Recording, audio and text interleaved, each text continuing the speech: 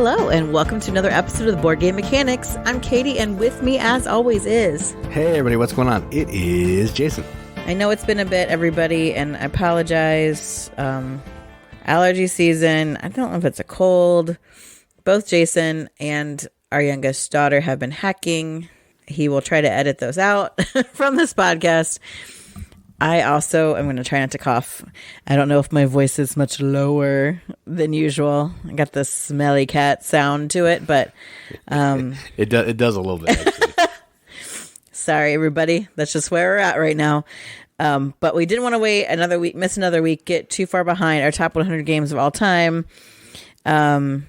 because they're great games to talk about, and we definitely want to meet the end before the end of the year. So, for sake of time, we are actually skipping news because I had news prepared and there was hacking involved, and now that news is gone.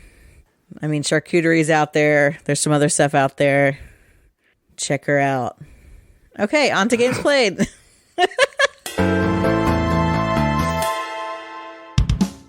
All right, so we did actually play a lot of games. I don't know if we've had a podcast since we did our gaming day in South Bend, and we also had another gaming thing that we'll talk about more on a future podcast. But yeah, one of the games I wanted to talk about is, well, the first game we're going to talk about, the real game, is My Father's Work. Now, this is a game that, when it was announced, it looked super cool. I love Abomination, and this seemed like it had a similar vibe to it, but also had an app and some story. So we were in Indianapolis, and we were playing some games. They had this game. We figured we would try it. So me and Katie played this game, and this is a worker placement game where you have these different workers, and you're going out to town, and you're trying to fulfill these different missions. Certain actions you take will fire off story in the app. Sometimes story will punish you. Sometimes story is good for you. You can make certain actions where it changes the map around, and the map is really cool. It's like a book that you can flip through in different rounds and all that kind of thing. It was really long, maybe 3.5 hours or so. I don't know. It felt long. It might not have been that long, but it was really long. I don't think it was quite as long as I anticipated it actually being, really. Yeah, and again, a lot of it was the teach, so I'm not sure actually how long it really was, but it was longer than I felt like it should have been. The worker placement part was cool. I enjoyed putting it on the board, collecting the stuff, trying to fulfill the different experiments that you're doing and all that stuff. I forget what the name of them are. It doesn't matter. But they're cards that you're trying to complete by turning in stuff. And, as you complete more, you can start working on higher level ones. But the story is what makes this game. And I will say that right now, the story does make the game. From my opinion, I don't care about story in games that much, so it was just like an extra, probably an hour that you can't really speed through it because you got to read it. It does change the story around, but I didn't need the story. But I'm glad I played the game. It was fun. I would play it again maybe, but probably only at 2 because that might speed it up a little bit. And it's also like $1 bajillion, so right. There is that. So how'd you feel about My Father's Work? It's no surprise that I liked it better than Jason because I really like story. I don't think everything needs to be story driven necessarily, but this is one of those that I feel like if you don't have the story, you really do lose a large component of what's going on. The story even can affect your worker placement actions. It affects what worker placement spots are even available. Like Jason made a choice like, okay, yeah, I want to build a library. No, I want to build a hospital. Right, yeah, hospital. Yeah. Not a bank. Well, then we didn't have access to money. But then I also didn't realize that I needed to get hearts because I was doing other stuff. And so we weren't able to build a hospital. Yeah, so we didn't have a hospital or a bank. So we had neither. We did have a lot of dead bodies to use in our experiments, but not a lot of other things besides that. So I really think this story is integrated. I can see why someone that doesn't enjoy that wouldn't like it.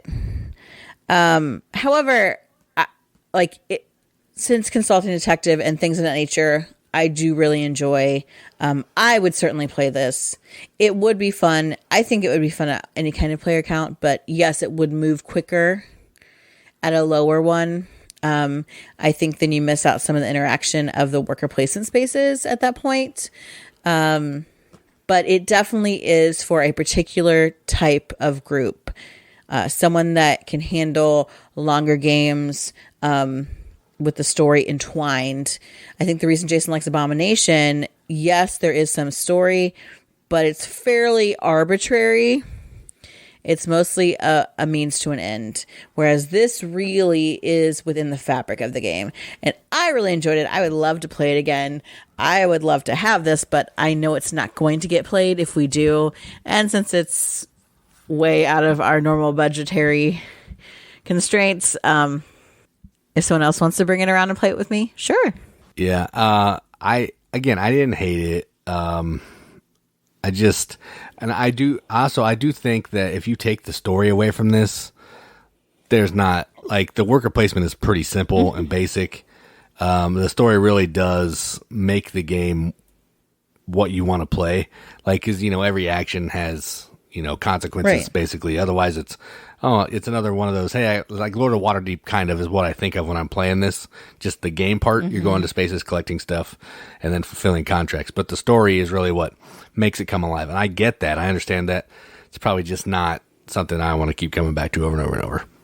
Yeah, but it made me think that a game that has a little less story would be something that Jason could handle, but has some story. Like, I and some other members of the road did have repeatedly said that Forgotten Waters is a really good game. And given how much Jason liked Tales of the Arabian Nights, but didn't quite like my father's work, I can see that being something that I think would go over fairly well if we ever try that in the future. So I think that laid the groundwork for that, at least. So there's a positive. Yeah, so while we're on app-driven games, let's talk about another one that we just played. And Katie played this a while ago. I did. I think, I don't remember when you played it, actually. I played it at Last Origins, right? Yeah. And that is Return to Dark Tower. So we had a friend in our gaming weekend that we just had, our gaming day that we just had. We had a friend, Fan Zero. He brought up his Return to Dark Tower, and we played it. Played a 4-player game of it. And I was actually surprised by this. This is a pretty fun game. Now, the difference with the app on this one and the app in my father's work is the app on this one is kind of just a tool. I don't feel like it's telling a story. It's helping me. It's another way for me to play a game. So, like, there's cards that I'm fighting, or, it like randomizes the monster. It does tell a story. You just didn't listen to it. Yeah, but it didn't feel as much as my father's work. It wasn't making me feel like I was spending less time playing the game and more time listening to the story. Mm-hmm. But Return to Dark Tower, if you don't know what it is, it's a re-implementation of an old 80s game, like a monster dungeon crawler battler game where everybody's a character and you're trying to just cooperate to fulfill these different missions and quests before you die. You're probably going to die. But it's really fun. The tower is really cool. It shoots out skulls. It spins. It randomizes. It makes noise. It talks to the app. It's super cool. Just for that alone, I think it was worth playing and watching the tower do its thing. But there is some cool game in there. There's some decisions to make. You can take some fun actions. How you're going to work together to complete the missions is really neat too. But I actually like this way more than my father's work. And this was one that I would be more willing to play over and over and over, because I think that the game to me is more interesting, and that's what I like. I don't mind the app stuff. I just don't want to be bogged down in all app and no game. So that's why I like this. So how do you feel about Return to Dark Tower on play number 2? I knew you would like it, which is why I've been like pushing for you to try it. And it's like, I don't even know who you are anymore, Mr. Ameritrash.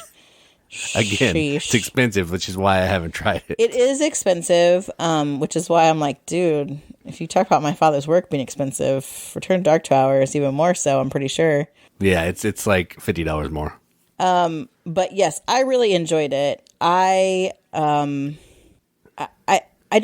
I want to say I don't love dungeon crawlers, but I feel like it's easier to find a purpose in this game.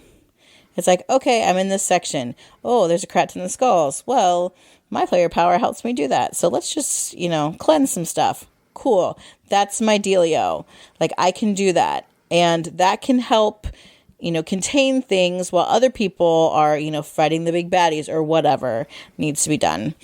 And I think there's like an ease that comes with playing this more that I think on more plays, I felt more confident and comfortable with what I was doing than even I did the first time.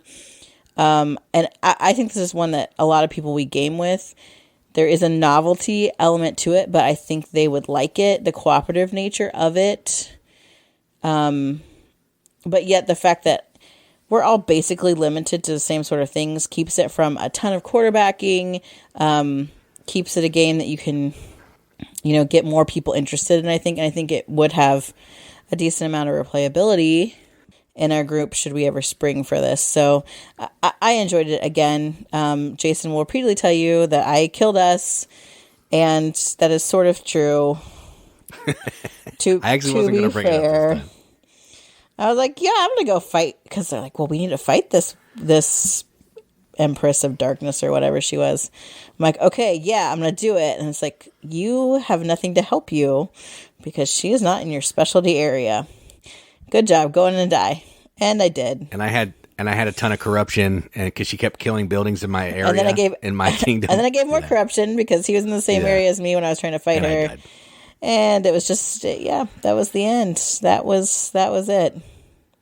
But it was still fun. And honestly, you're probably going to die, which, to be fair, keeps it from overstaying its welcome in some ways. That's true. I do agree. I think if we played the 2 more months, it would have gone too long. I agree with that. Yeah, but I had a good time. We not only played with Fan Zero, but with another one of our fans. Or I don't want to say fans. I don't like that. I don't like the word fans. Like friends. Listener, friend. Yeah, that's what I said. A friend. I called Mike a friend. No, Richard. Oh, yeah. Oh, he's totally a friend. Yeah. I know. Which is the other great thing I think about the Riveted. It's like we're friends. So we played with lots of friends, and that was, I really liked that experience too. Like to play with more people that I don't get to play with and share like kind of a really cool experience or something like that was really fun. So good stuff.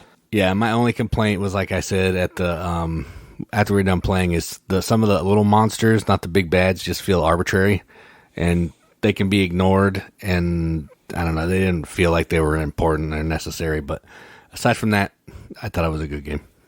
Well, it also depends on how long it takes you to complete the one objective to get to. Yeah, I guess that's true. And they just keep getting stronger and spawning and moving towards your area. Like Richard at one point was surrounded by these dire wolves or whatever, and I was like, dude. Yeah, that's true. That's not good.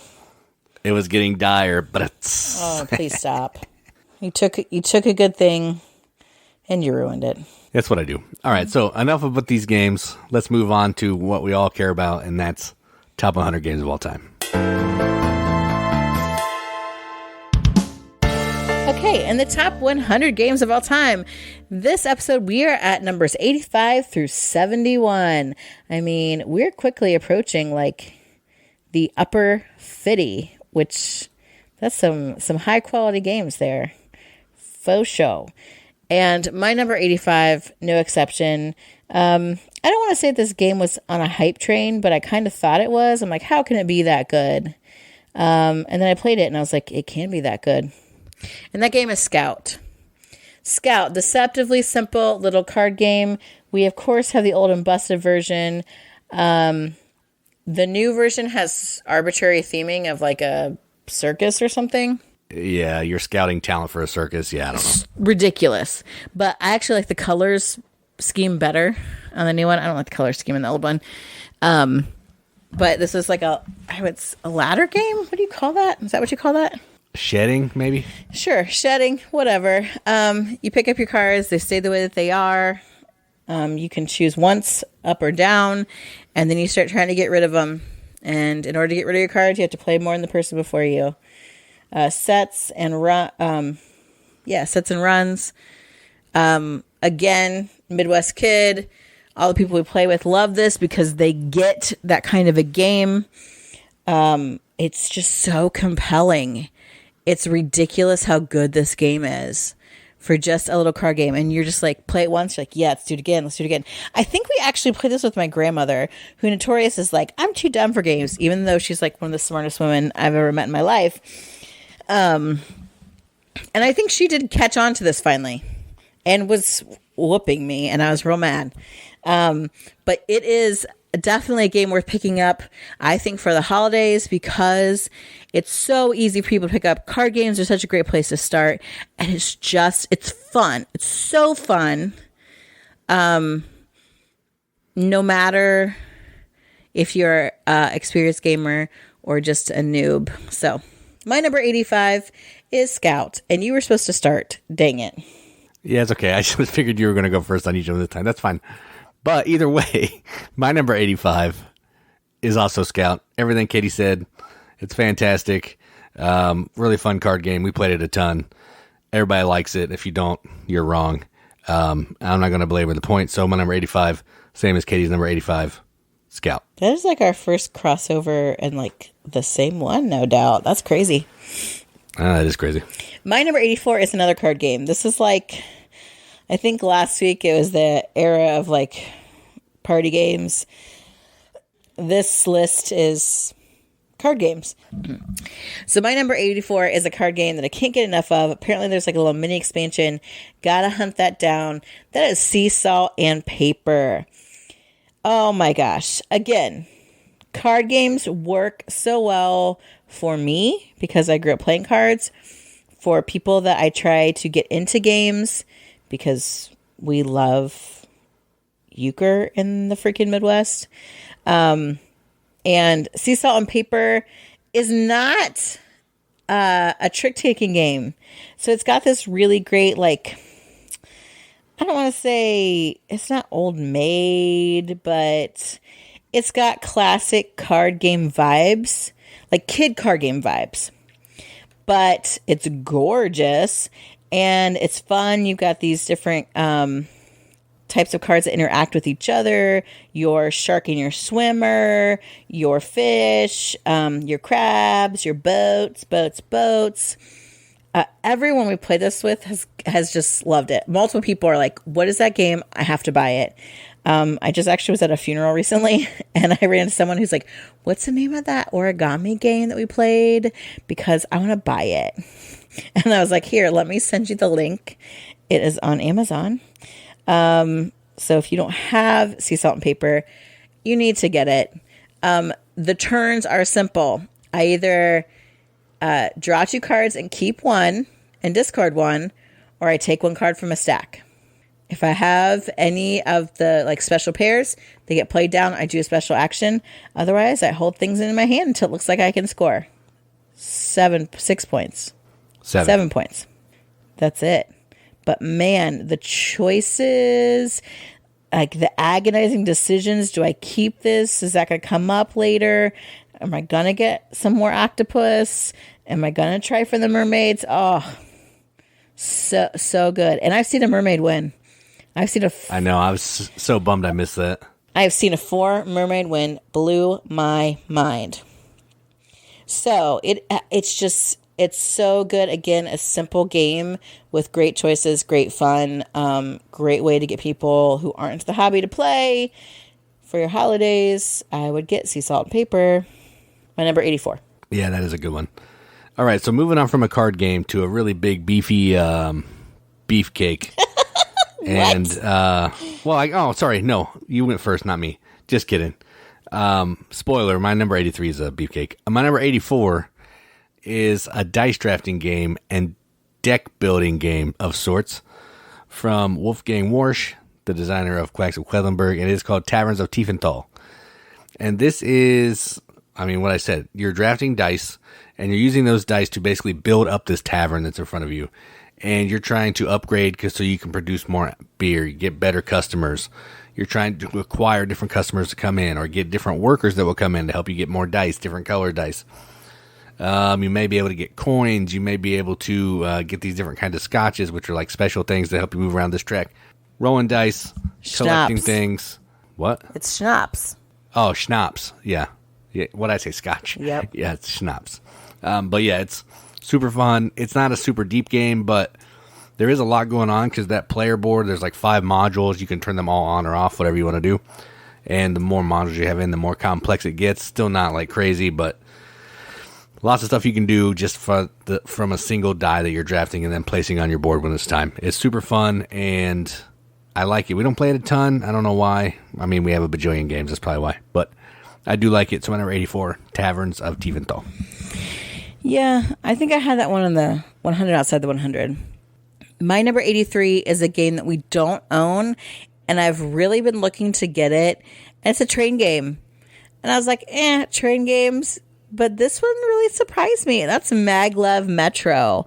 So it's a train, but they're like, I don't know, not magnet trains. What do you call those? Yeah, it's magnetic levitation train. Yeah. That's what and it's cool, like the way they link together. It's like it's a pick up and deliver, but you have to, accomplish certain things in order to be able to pick up and deliver the types of passengers.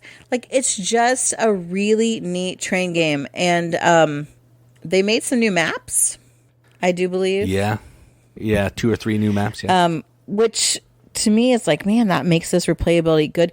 Even though I think there's a lot already there, just because routes get laid differently as you go to play stuff. It's just one of those. Again, I mentioned before, like if I can't get a game off my mind after I played it once, I know it's a good game, and I would really love to try this one again. And it looks fun on the board, to be honest. Like, I think it just looks cool. So I'm surprised at how much this train game has grown on me, and I hope one day I get a copy. So 83 Maglev Metro. Yeah, the clear tiles that you're using to build the track are really cool too. All right, so my number 83 is the beefy game that I was talking about, and it's super heavy and brain burny. And I've played it by myself a couple times and with Katie once, and I still, every time I bring it out, it's like I've never played it before in my life. But I like it each time that I played it. That is Trismegistus, the Ultimate Formula. And this is from the Italians. I'm not sure which ones, but I like to call our favorite Italian designers the Italians. And what you're doing in this game is you are, again, drafting dice. But in this one, the dice are 3 different colors. There's white, black, and red. And they all have icons on them. And based on what the die you take is going to determine what action that you can do. So a certain color die will let you move up on one of the color tracks. A certain symbol will let you take certain symbols to put them onto your player board or get these different types of essences. The whole goal of this game is to convert different types of metals into gold. And, well, not necessarily gold, but other things that you're trying to need to complete these different experiments that you're doing. When you complete an experiment, they go in the top of your board. It unlocks these cool tokens that you can put down in the center of your board, fire off a bunch of bonuses. It's pretty... It all works together, but there's so much stuff going on. There's no player aid. It's just hard to learn and hard to remember. But I know I like it. I have fun with it every time. And I want to play it again, but I don't want to learn it and don't want to teach it. So there's the rub. My number 83, Trismegistus, the Ultimate Formula. Yeah, I forget about this game a lot. I know we had fun playing it. It does in some ways seem unnecessarily complex, but it was a good time. My number 82 is a good old-fashioned deduction game because I just love them so much. And this one is old, but it got a reprint, or it's still... It was on Kickstarter, yeah, already, I think. Yeah, the reprint is in the works, I think. I don't know if it's delivered, but yeah, the Kickstarter happened. Yes, and that is Mystery of the Abbey. I love Mystery of the Abbey. It's like Guess Who and Clue had a baby. You've got monks that have hoods up, hoods down. They're in different orders. Some have beards, some don't have beards. And you yourself are a monk moving around the monastery, trying to ask questions, pick up clues. You're going to mass, all to figure out who was the brother that committed the murder. It's good. It's real good. Old and crusty. Our version was like super like valuable, and I was really concerned about it for a long time. But now they made a new one, so I feel better about it. Yeah, it's just good. If you like Clue, this gives you like a little bit of a different feel for it, like take on it. it's quality. Mr. the Abbey, my number 82. Yeah, clue killer for sure. It's really good. How about that? My number 82 is an Alexander Pfister game, a little push your luck card game, and it is called Port Royal. In this game, what you're doing is there's a big stack of cards, and on your turn, you're going to flip some cards. Now, you can flip as many cards as you want, unless you flip 2 ships of the same color, and you don't have characters in front of you to be able to fight the second ship off because they have a strength. And then if you don't bust, then with the money that you have in front of you, which is cards you previously have, I don't know, you can sell stuff and get some boats and get some money. But then you can use money to acquire cards that have points on them, certain icons, and you're trying to basically be the first player to get 13 points to trigger the end of the game. And then after that round, whoever has the most points is the winner. The cool thing about this is if you buy a card and you are successful on your turn, everyone else can then, if they have money, buy cards from the pool that you have flipped. So even when it's not your turn, you may be able to buy some cards. But if you play it right, you flip enough cards or you flip a bunch of cards when people don't have money, and you're the only one that can buy. It's really cool. It's really fun. It's pretty simple. We had the big box that has a bunch of expansions in it. Never even played them. Don't really feel like I need to because the base game's fine. But my number 82, Port Royal. Yeah, this might be my 100 outside the 100. It is really good. My number 81 is another card game. I mean, it's a little more than that, but simultaneous action selection and old Hollywood monsters. That's Campy Creatures. This is from Keymaster. Look at me. Good job. Pretty sure that's them. Okay. Keymaster. Yeah, right. So because of that, it has great components. Everyone has the same set of cards that are different classic Hollywood monsters. Kaiju, the Blob, Vampire, etc. And each of those monsters has a specific power. And the powers are really going to help you determine turn order for who is going to capture these humans. The humans. So you're trying to collect humans. There are some bad ones that come with torches and pitchforks, but there are some good ones that'll give you points. Collect a bunch of those crazy teenagers, all those kind of fun things. It's a cool theme. Simultaneous action selection makes it go quickly. It's just such a good game. So my number 81, Campy Creatures. Yeah, the artwork really makes it too. The artwork is great. My number 81 is a Reiner Knizia classic that just got a reprint. All auctions, all bidding, all set collection, and it is called Ra. And in this game, what you're doing is you are basically bidding for these different tiles to score points. But the tiles are going to score in different ways. Some of them will score at the end of the game. Some of them will score each round, and then they go away. So you may, try to score a bunch of points each round, or you may play the long game and see how many points you can get at the end of the round. The interesting thing is when you bid, you're going to have these tokens in front of you that range from 1 to however many players are, like maybe 13 or something. When you bid, you're going to put your winning tile out in the middle of the board, and you're going to take the tile that's there. So usually you're trading a good tile for a not so good tile, but you're winning, tiles that you're going to score with. So there's a whole lot of, I really want these tiles, but I have a 13 and there's a 1 on the board. Do I really want the 1? Do I let this auction go and then I'll try to get a higher than a 1 if I'm going to spend my 13? A lot of decisions that you're doing here. It's super fun. It has nice components, and we just had the regular one, and it looks great. It's really fun. I'm bummed that I never got to play the old one, but we have this one. That's cool. My number 81, Ra. Yeah, I did not know that this was a reprint. Yeah, it came out in the early 2000s. Because then I was surprised that we have a new one and not the old and busted. The old and busted was criminally out of print and it's super expensive. Oh, interesting. Okay. My number 80 is a game that I don't hear anybody else talk about, ever. And I think maybe we found this, some rando sale, Black Friday sale, I don't know, 50% off Could be. Game table. I don't know where I got this from. But I really wanted it for theme alone, and it's such a good game anyway. And that is Covert. So Covert is a spy-themed game. You're a spy, and you're doing spy things. What kind of things, you ask?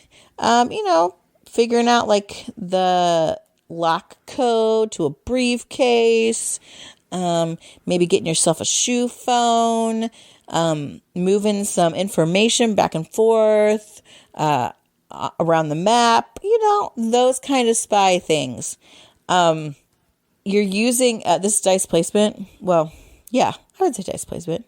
Yeah, your dice are your workers that determine where you can go and what actions you can take. We haven't played it very much. There's lots of. It's almost like several different mini games on one board in a way, but not in like that hokey way where some people are like, let's play all these mini games like some games do. It's not like that. It's not like the Mario Party of board games, but it's just lots of different types of things that are all kind of related.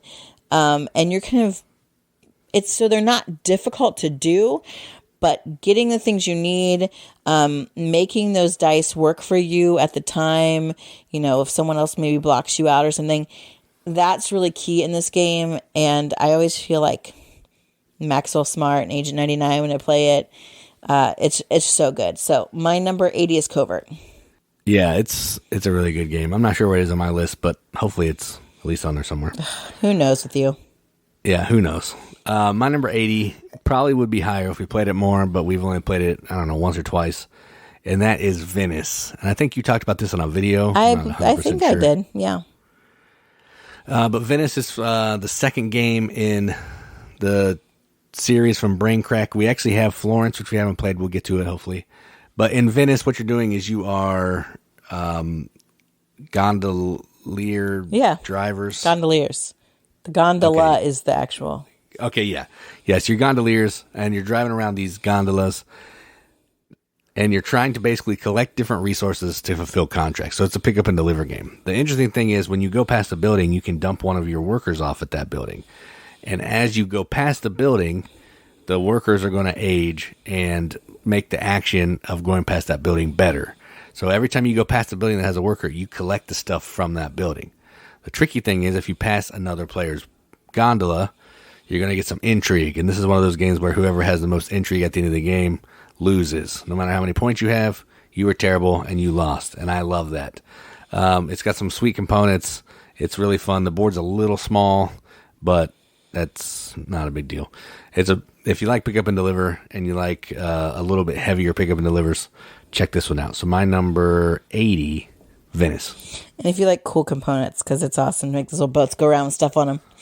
Yeah, that is really cool. My number 79 is another game I've only played maybe twice, but it's one of those that I just can't get out of my head. It's really cool, and that is Jinja. So you are in Japan. Shocking that I like this game since it's Asian themed. I love a good Japanese game, people. So you are going around and building shrines, I would say.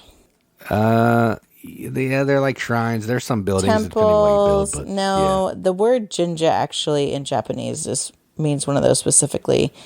And for some reason, I can't remember. They're all represented by pagodas, though, when you build them on the board. Oh, they're Shinto shrines. Yeah, so they're in these different places, and it's got some area control, but also you want to build up to certain levels. It's really tight economy. It's really difficult. And I feel like that's what intrigues me. It feels like the board is not big enough. It feels like you can never do everything you want. And that kind of game just like is a fungus for my brain. And so I've been wanting to come back to this game, not only because I love a good, pretty Japanese themed game. This one has cool components too. The stuff looks awesome, but it's got this puzzly element that I just want to figure out again and again. That's why it's so high in this list. My number 79 is Jinja. Yeah, this is a fun one. If you've never heard of it, check it out. It's good. My number 79 has actually had a reprint, like some deluxe master set. Who knows? We'll never have that. Right. But we have the original version, and this is Yedo. And this is effectively, for lack of a better term, Lords of Waterdeep, set in Japan, with this little guy that walks around and slaps you around if you go to his area. Now, that's an oversimplification, but really what you're doing is there's an auction phase at the beginning where you're trying to acquire these different tiles. Like you may get a geisha, you may buy a different room for your dojo, or I forget what it's called. And what you're trying to do is you're trying to complete these different missions. And you may have to have a geisha. You may have to have your pawn in this certain location or this certain worker placement space. You may have to be in the area where the, I forget what the guy is, but the little guy who slaps you around. You might have to be in his area. And you're trying to basically make all that stuff line up so you can complete these missions and score points. And once you play it through a certain number of rounds, whoever has completed the most missions has the most points is the winner. It's a worker placement game. It has similar vibes to Lords of Waterdeep, but the way all the pieces work together to complete the missions is really fun. And I like it. So my number 79, Yedo. Yeah, I didn't play that for a long time, and once I did, that game's seriously good. It's another game that I can't get off my brain. My number 78 is an Old Faithful. When I think about games that pack the most bang for their buck, this one is always freaking at the top of my list. I played a game that was not good, that has the same mechanic as this game, and I was a little gun shy after Rattlebones. But let me tell you, Dice Forge does not disappoint. This is a game where you've got dice that you can pop the faces off. This game is so good because everyone is rolling their dice on everyone's turn, and you're getting something. The only difference is when it is your turn, you actually do something with the things you've gotten, which is great because it's engaging people. Players, especially new people, are always, looking, paying attention, seeing what's going on. Ooh, what'd you get? Ooh, that came up for you. Oh, how can I get that side? Oh, on your roll. Oh, I got money or whatever. Now I can't. How am I going to spend this? Super, super good. Just rolling dice, collecting stuff to get points. End of. That's it. But it is really fun.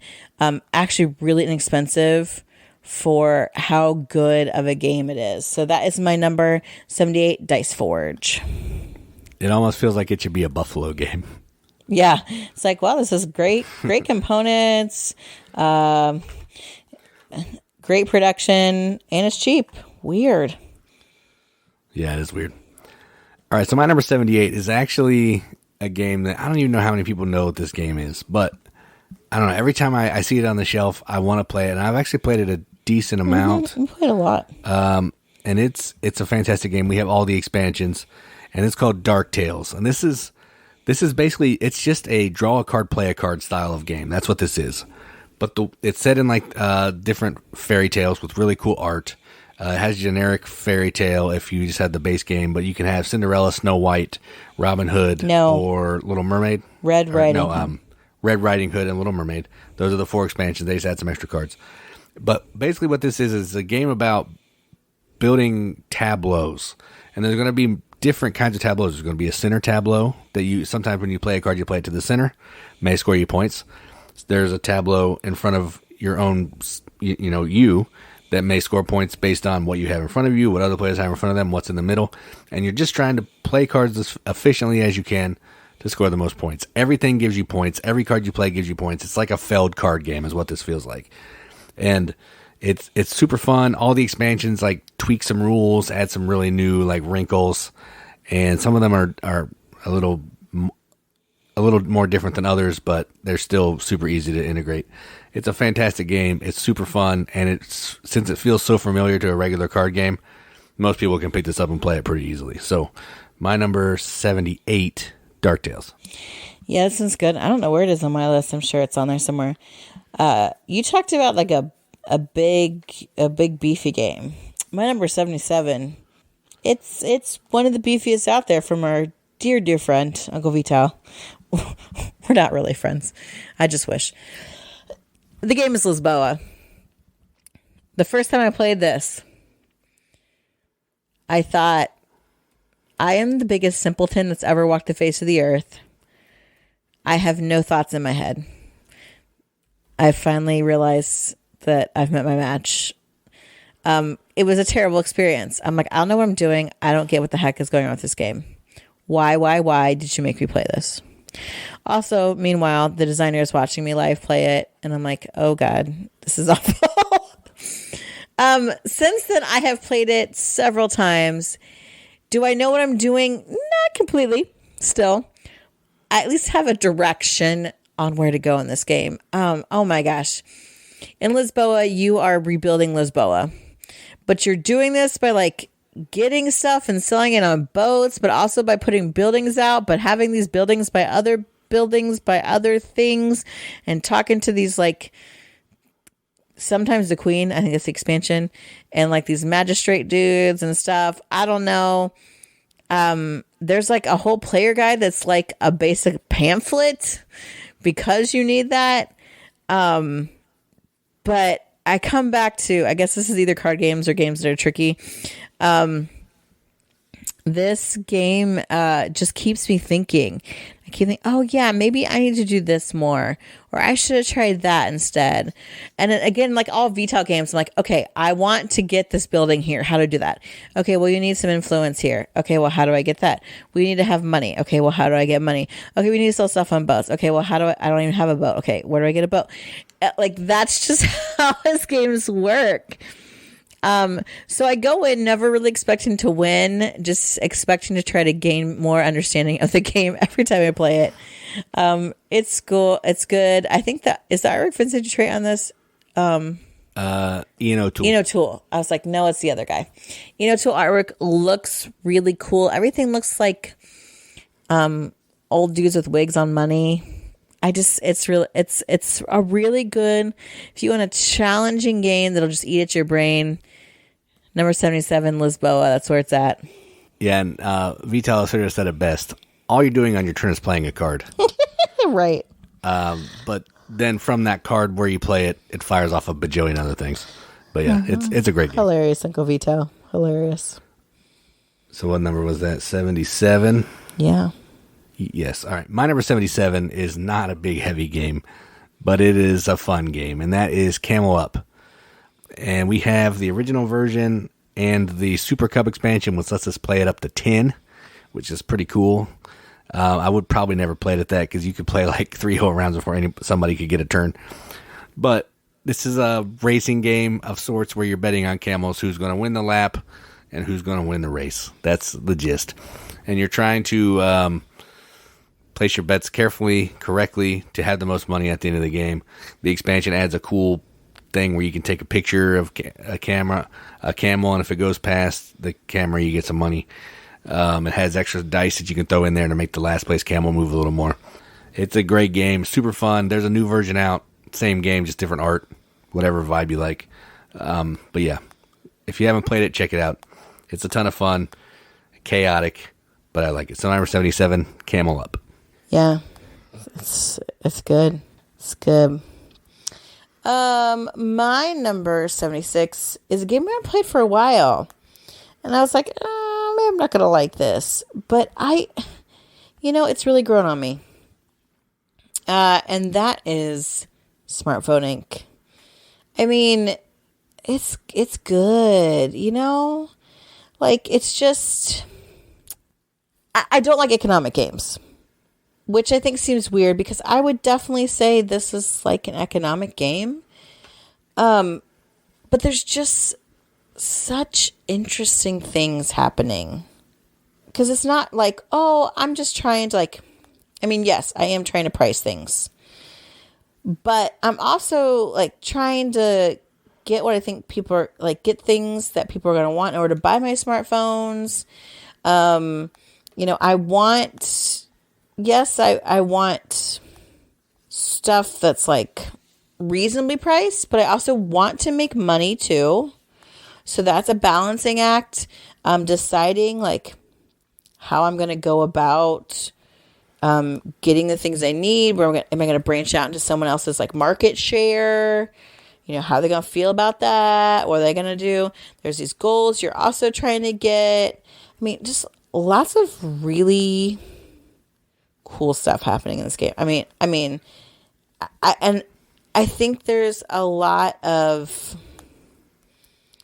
I don't want to say opportunity, but opportunity in where this game can go. Some people don't like it. I don't know why some people don't like it. Because for me, it takes what's really boring, dry economic stuff and puts it in a package that makes sense to me. I understand the want for cell phones, for different types of accessories, how that market looks differently in the world. So it just applies it in a way I think is really cool. And I don't know if there's like, I guess since I don't know economics very well or things like that, or even marketing, like maybe this has some educational aspect to it that it could be used in that way. But I just think it's fun. So my number 76, Smartphone Inc. Yeah, I don't remember that. I always have trouble remembering this one, so when I go to rank it, it just falls off the face of the earth. But yeah, I do remember playing it, and I do remember liking it, but that's as far as I go. All right, so my number 76 is actually a game that I like more than everybody else, I think. But I think last time you played it, you really liked it. And that is Deep Blue. And this is a game from Days of Wonder. It's a push your luck game of sorts. In this, you're controlling these two different boats, and you're visiting different shipwrecks, and you're trying to collect artifacts, gems, crystals from this bag. And over the course of all that, before you go on a dive, you're going to try to acquire a crew, and the crew cards are going to help you in scoring those gems. Because when you go to a dive site, when you pull out a gem, if you have a character card in your hand that fires off with that gem, it's going to score you extra points. All the gems have their own value, but if you have cards, they may give you extra points. And what you're trying to do is you're trying to just have the most money from digging or from acquiring these jewels and treasures from the dive sites by the end of the game. The game ends when these 4 special dive sites have been excavated. I don't know what the terms are, but they've been explored, and once that happens, you finish the round, the game's over. It's super fun. The pulling stuff out of the bag is pretty tense because you can bust if you get too many sea creatures or you run out of oxygen. And if you don't have cards to fight that and you're the diver, you come up and you can't score any points. So it's rough. But I enjoy this game. It's super fun. It might be a little long, but outside of that, I really like it. So my number 76, Deep Blue. Yeah, I really love this game. Because I play it like a deck, a pariah, a deck builder. No, it's so good. You're just mad because I did so well. My number 75 is a game we alluded to in our games played, and that is no, we didn't. I've lost my mind. I was like, I don't think we talked about this. This is a game we haven't talked about at all, but I think we have because I'm a psycho. I don't know what I'm doing. The game is The Hunger. Let's just throw all the suspension out. The game is The Hunger. I think I was thinking Abomination. I don't know. It's vampires, whatever. The last time I played this, I was like, oh yeah, I like this. The time before, I was like, oh, this game isn't so great. But it really regained esteem for me. You're vampires. You're going out. You're trying to get villagers, suck their blood. It's a deck building game so that your deck has your movement.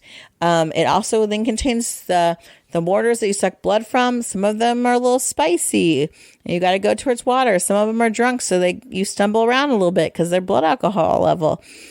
You have to go out, go as far as you can, get as much stuff as you can, many points you can, come back to the castle before the night is over. Before this night is over. Sorry, it just came to me. Recording this late. I'm crazy.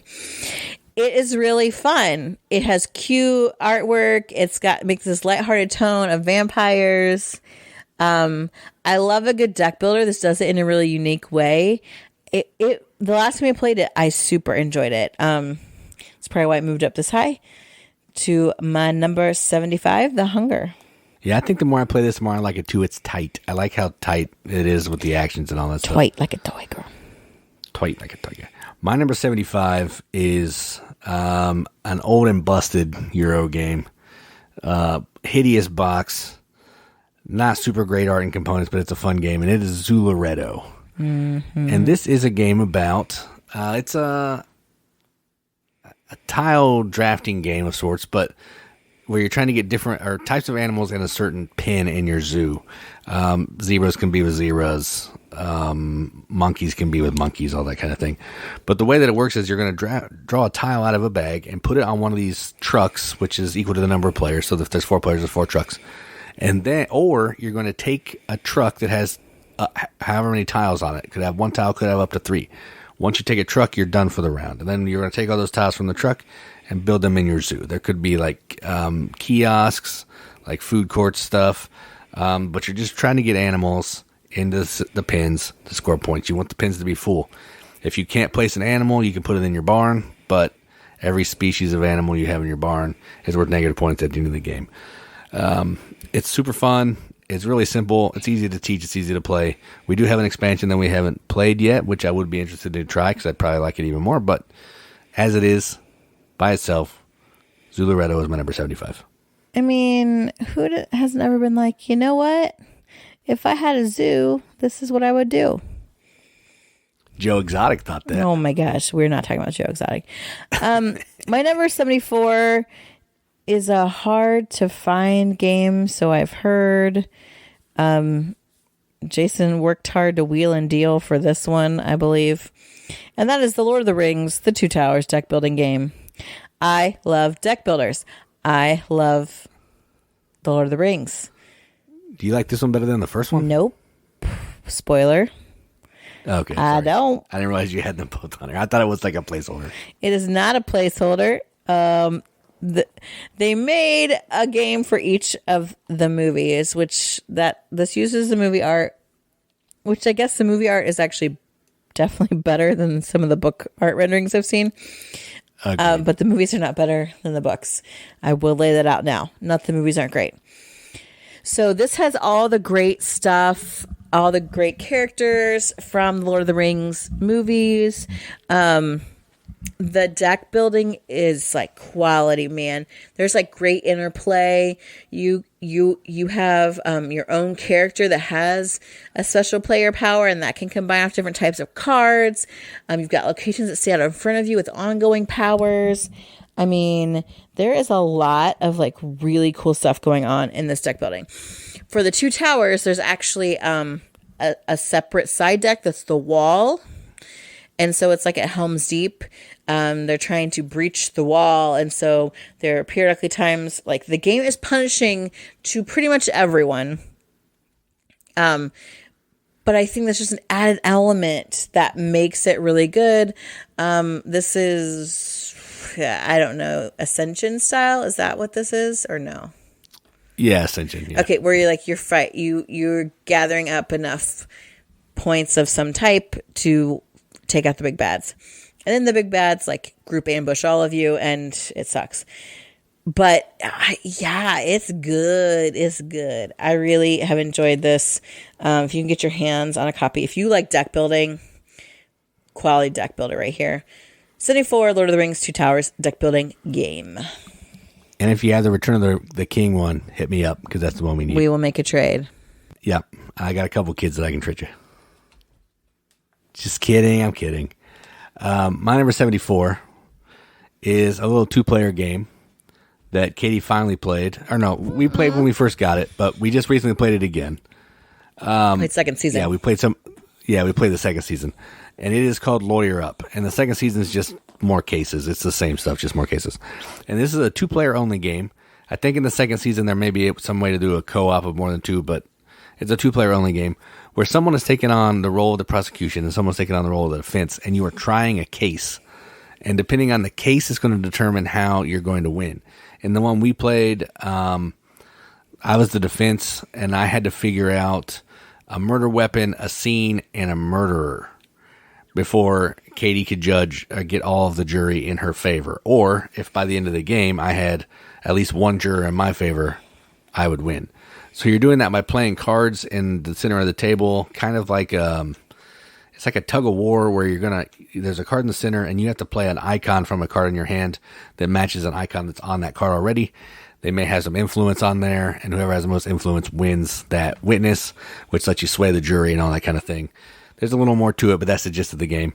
It's really fun. It has a lot to set up. It takes a really long time to set up, which is kind of annoying. But once you get it set up, the gameplay is pretty fun. It's simple to play, actually, but I think it's engaging, and I really like it. So my number 74, Lawyer Up. Season 1 or Season 2, who cares? Just grab one.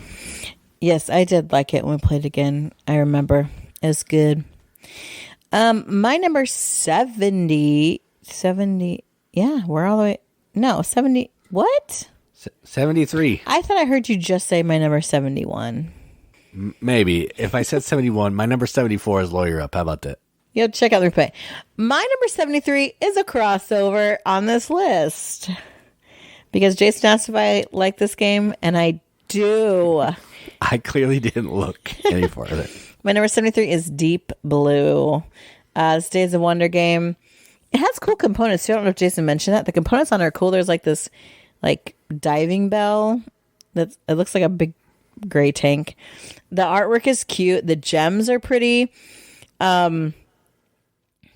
Yes, you can go about this by exploring tiles and starting dives. Or you can play like me, and I just get a crap ton of cards because they all can help you bank on a dive. So instead of initiating dives myself, I'll just jump in on somebody else's dive because I'm just going to stay close. So you've got two boats that kind of move around. I'm going to stay close, and then I'll use all my cards on your dive, and I'll take all the gems for myself. I love it. It's fun. It's cool. It's got that push your luck aspect. It's got a cool theme. It's a good game. And Jason and I talked about it. So number 73, Deep Blue. All right, so my number 73, I've played with real people twice. Katie was one. Mm-hmm. My friend Brandon was another. But I've played by myself, 2 players, 3 times. And this is another one that every time I get it out, I have to relearn it because it's got a lot of stuff going on. But at its hardest to play a card, do some actions. And the game is Zhanguo. I don't even know if that's how you say it, but that's how I'm going to say it. And this is a What's Your Game game. There's been a new reprint from somebody else coming out. I don't know. But what you're doing in this is you're trying to unify China, ultimately. Or it's after, when they're separate, you're trying to bring them back together. I don't know what the theme is, but the way this game works is you're trying to install governors, you're trying to build temples, and you're trying to build the Great Wall. And you're doing that by either playing a card onto the central board, which lets you, if you play it higher than the card that's there, you can take certain actions. If you play it lower than the card that's there, you can take certain actions. Or you can tuck a card into your board, which is going to make it better when you do the actions from the main board. Based on what action you take, you're going to get extra bonuses by putting those cards there. You're going to be moving these little workers around from different sections of your board to keep the people get mad because you're taxing them and you're making them mad. So you got to keep the unrest. Their unrest down. Yeah, I couldn't think of the word. You got to keep their unrest down by sending politicians there to slap them around. But it's a really fun game. It's once you figure it out, it all makes sense how it works. But getting to that point, is a lot. So if it's not one that you play a lot, it's going to be one that you're going to have to relearn every single time. But it's worth it. I think it's really good.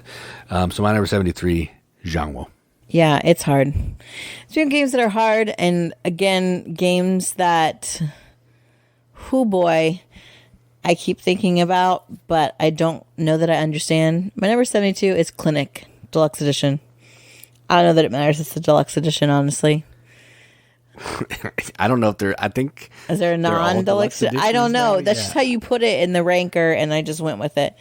Well, there was a first edition that was just called Clinic, but then when it got reprinted, every other they were all deluxe. So I don't know because it added the expansion, right? Like the initial expansion or whatever. I have no idea. I don't remember. Dude, this game is hard. So when I talked about who doesn't want to run a zoo. Lots of people don't want to run a hospital, but that's what you're doing. And it's flipping hard because you're running all of the hospital. Not only are you getting patients, you got to figure out how to get patients in, period. In and into the rooms they need to see. You have to have people staffed in the rooms. You have to have the rooms they need to go into and rooms they go into after that and ways to get out and parking lot spaces. And it is a lot. You want to just be like, hey, I just cleaned this up here. What's going on now? Why we got people backed up? Oh, we don't have that crap. But it's like, I Roller Coaster Tycoon, but for hospitals.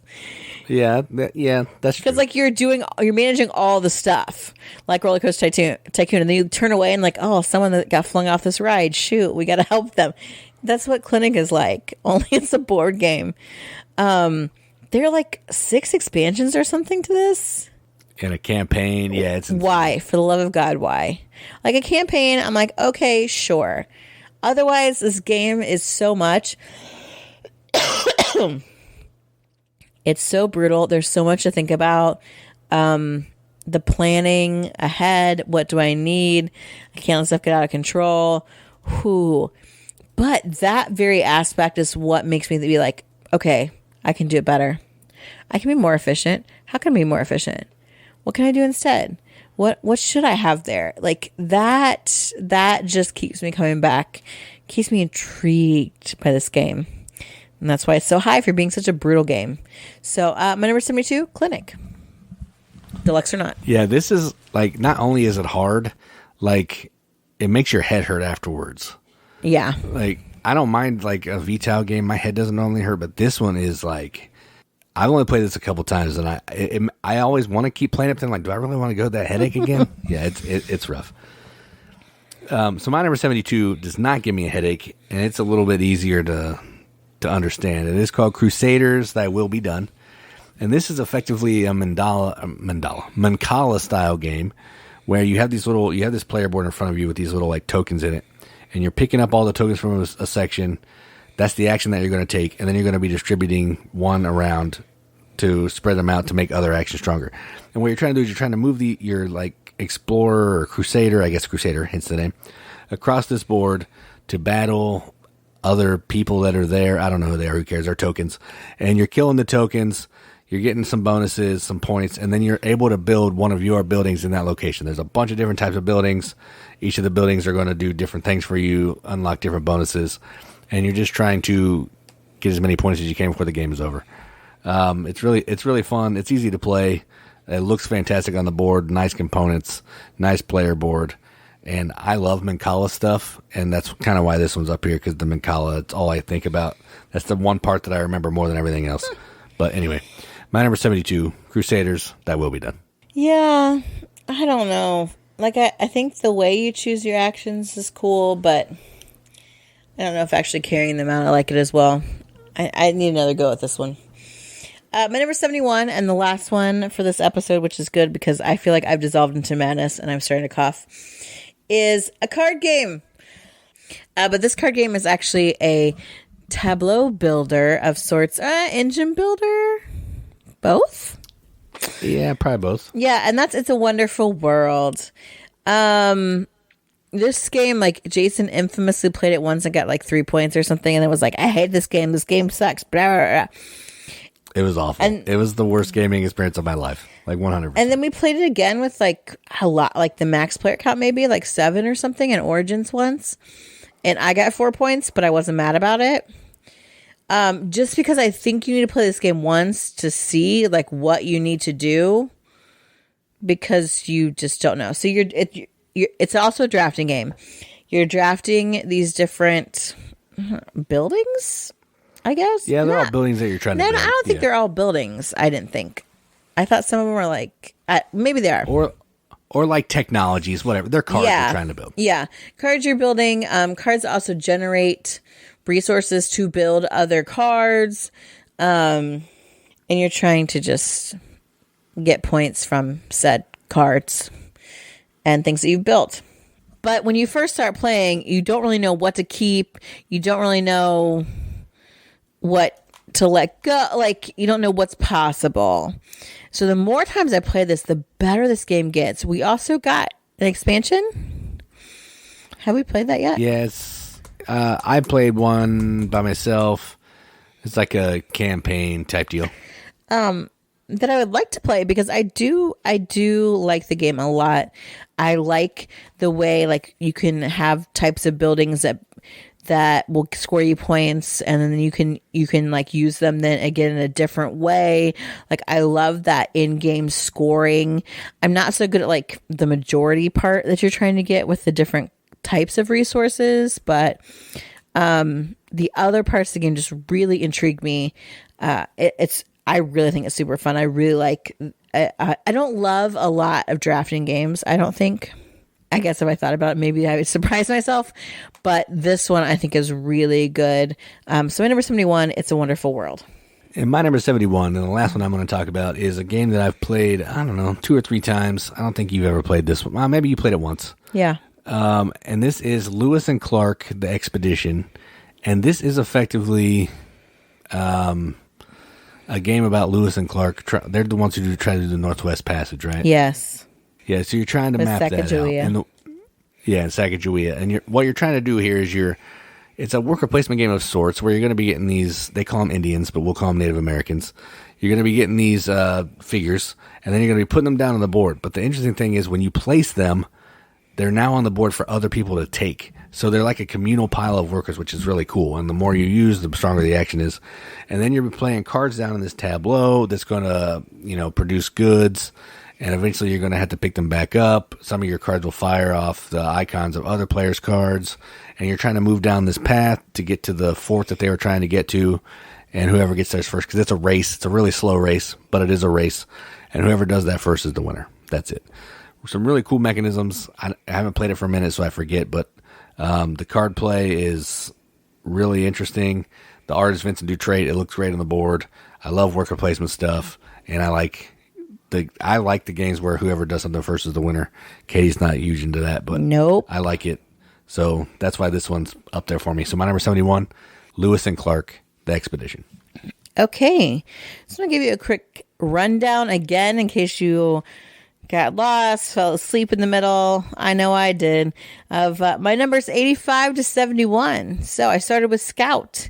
Seesaw on Paper, 84. 83, Maglev Metro. 82, Mystery of the Abbey. 81, Campy Creatures. 80, Covert. 79, Jinja.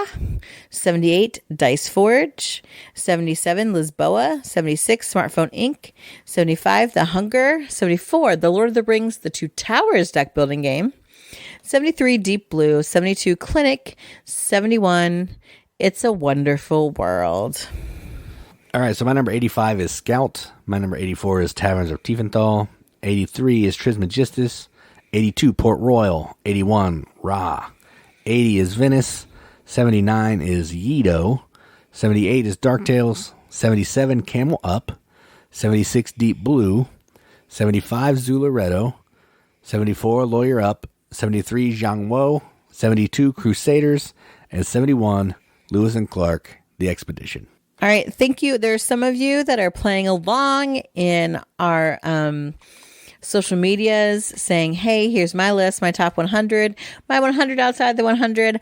I love to see this list. I love to see what you're playing. We're heading into the holidays. You get something new. You're able to drag some games out with family. I would love to hear about those experiences too. And we just had our Nerdapalooza event not so long ago, so I'm sure we'll talk about that soon with our next podcast. When we're not coughing every 5 minutes. Correct. That is the hope. If we're ever not coughing. Right. Like I'm always coughing. I know. Next time, more Robitussin. Oh, wait. Is that trademarked? Are they going to come after us? No, who cares? We're not paid for by Robitussin. Yeah. More Tussin, more podcasts. Until then, I've been Katie. And I'm Jason. Keep gaming, everybody. Keep gaming.